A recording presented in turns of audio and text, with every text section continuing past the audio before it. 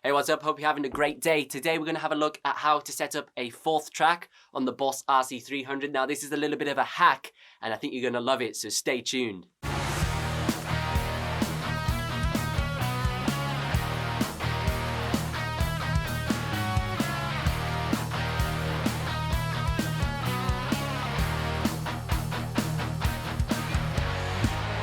So usually the Boss RC-300 is just a 3-track looper pedal, but I found a little bit of a hack that enables you to sort of unlock a fourth track by utilizing the undo/redo feature on the pedal. So there's one dead basic way to do this. So my pedal's currently loaded up with 3 individual loops. Normally at this point you'd be like, right, my looping is over because you've maxed out all of the tracks.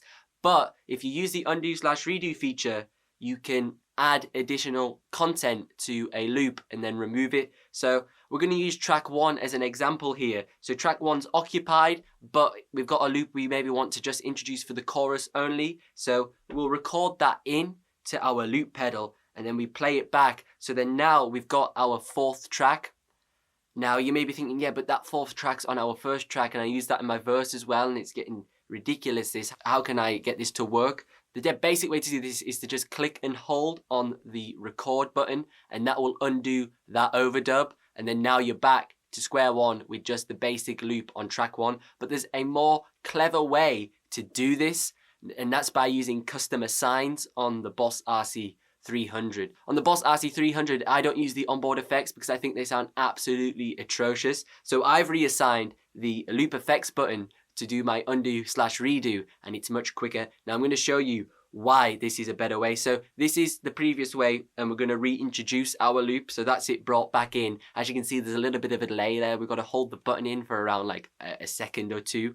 Now that's not the best if you're performing because you don't really want to be looking at your feet that much. Now if we use the loop effects button, there you go, 1 click, and it still takes the same amount of time to erase, which is around a second, 2 seconds, but it's just 1 click. There's no holding that's needed, and then you just click it again, and then it's back in and reintroduced. Now the reason why this is the best way to do this is because if you go to do the click and hold way, you have a chance of risking of double tapping the record button, and then obviously you've now lost that overdub because you've now gone on to your third overdub or whatever, and you were previously on your second overdub. So now that second overdub is embedded in the loops, so you're now onto your third one. So now when you do this same technique, you can only remove the third overdub because obviously it doesn't undo and a redo when you click and hold it or press the button. So you've kind of lost the opportunity. So it's kind of a one-shot technique if you use it this way, whereas if you use the loop effects button, you reduce the chance of it going wrong.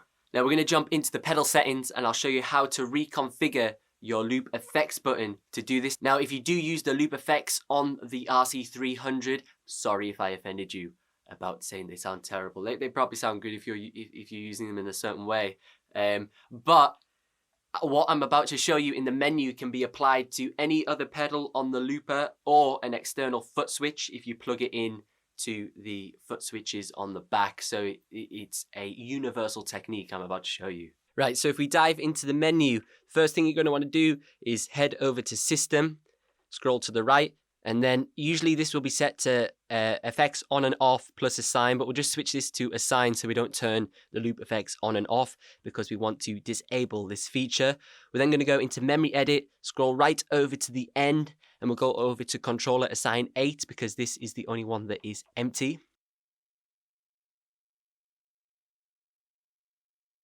When you finally find controller assign 8, we're going to switch it to on.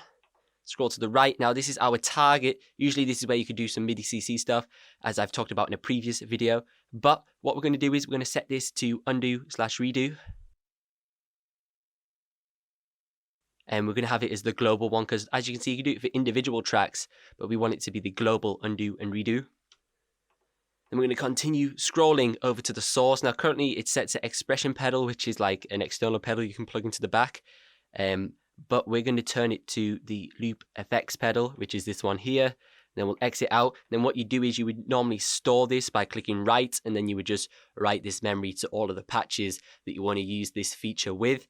So as you can see now, record, play, do an overdub, and then when we click loop effects, it'll undo it, and we click loop effects, it'll redo it.